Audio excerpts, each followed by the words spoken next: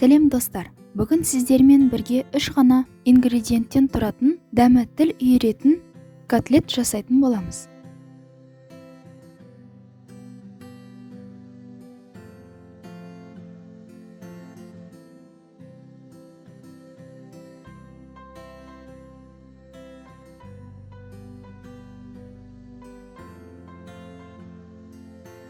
Ал енді котлетімізді жасауға кірісейік.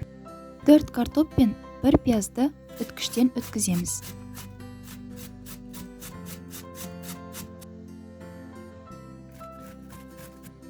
Өз қалауыңыз бойынша сарымсақ қоссаңыздар да болады.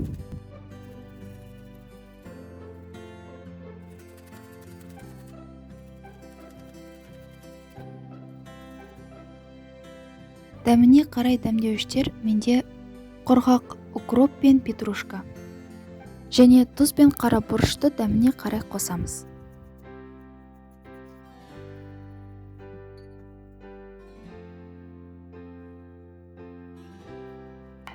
Тауық аяғын алып, етін сүйектен ажыратып, ет тартқыштан өткізіп аламыз.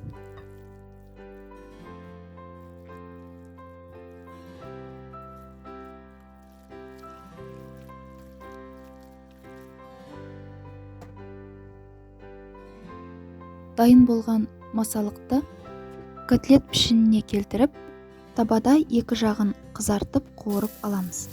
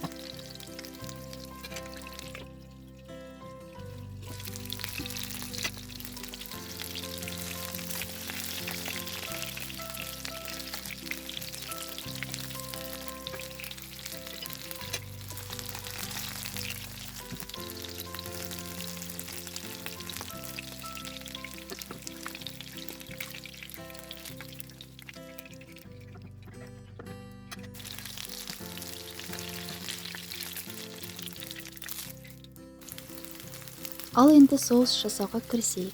Ол үшін бізге керегі 2 ас қасық майонез, 2 ас қасық қаймақ, 1 ас қасық томат немесе томатный соус.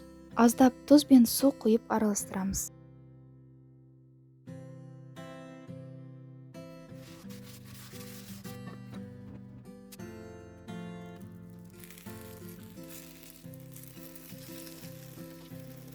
Котлеттерді табаға салып, үстінен соусты құйып, 15-20 минутқа дымдаймыз.